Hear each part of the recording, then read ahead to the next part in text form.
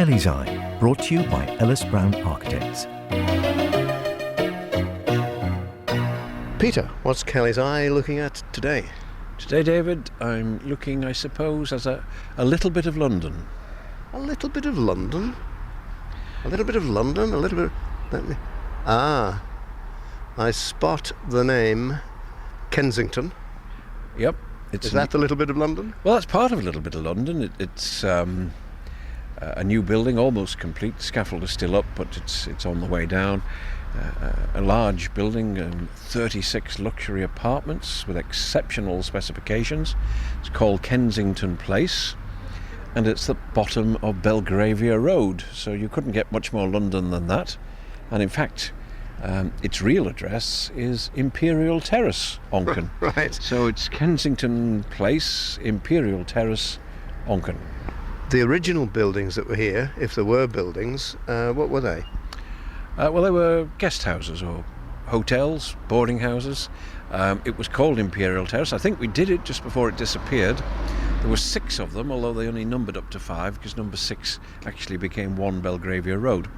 And they were put up by a chap called Frank Forrest, who unfortunately lost his money in Dumble's bank crash. And when the properties were sold, they were bought by Alex Gill, who subsequently extended the outlet so they could accommodate even more people, as indeed they did, because the island at 1900, 1901 was still on an increase in terms of visitors.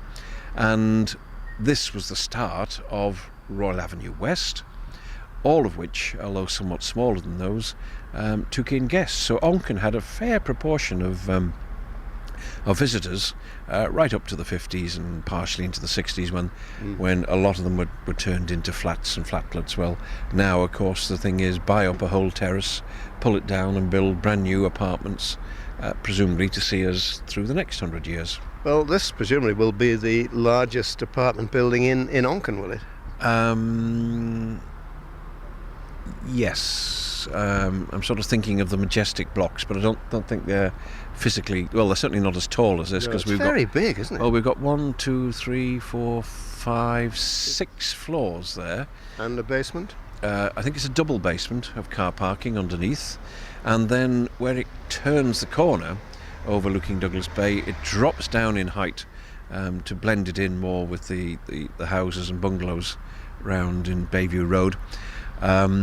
Haven't described the building. We're looking at it from the corner, and up on top is a combined cupola come possible ventilator. It may work or may be totally decorative.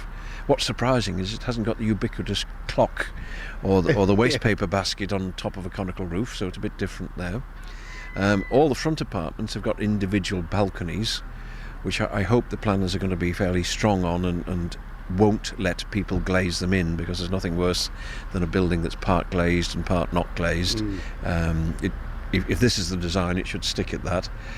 It does dwarf, of course, the other apartment block on the other side, which is only 3 floors high, plus an almost basement car park, but the car park is really well above ground, hence you've got that rather high wall, must be 10, 12 foot high, coming up before the apartments start. The new one, though, has got some rather attractive decorative features architecturally, hasn't it? Yes, it's tried to be a bit Victorian. They put drip moulds over the windows, and then the main entrance and the entrance to the smaller block round the corner have got fiberglass domes over them. It's Belgravia, it's London indeed.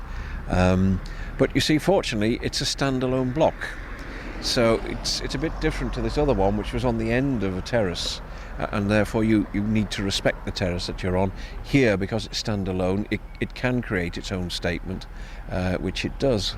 It has no, as far as I can see, no garden area, nowhere you could have really shrubs and trees to enhance it exterior. No, on the front there's probably going to be paved areas, so the ground floor flats, apartments, Yes. will be able to come out and sit out, although when you've got people passing, it's not very private, and people tend not to do it. The balconies, it'll be interesting to see how often people sit out. I know there are balconies on some of the promenade ones, and I've seen a bicycle kept up there on one of them. It becomes a little unsightly. So it's really built to maximise rentals, isn't it? Oh yes, it's full. Or sales, because they will be for sale. Yeah, full site development. If we look at the back, I mean, there was a 12-foot lane there, and there's still a 12-foot lane there. So the whole, and of course there were yards in these former hotels. So in fact, the whole area has been built up, and by going down 2 floors of car parking, 2 levels of car parking, in order to reach the required amount, which I presume they've done, it's maximised it even further. It's also, it'll fatten up the rate collection by Uncle Commissioners Little, won't it? Well, you've got to bear in mind, rates only pay for what you're providing. You don't make a profit on rates. Many of the most iconic buildings around the island have been designed by Ellis Brown Architects. Keep up with Ellis Brown today on Facebook or via ellisbrown.in.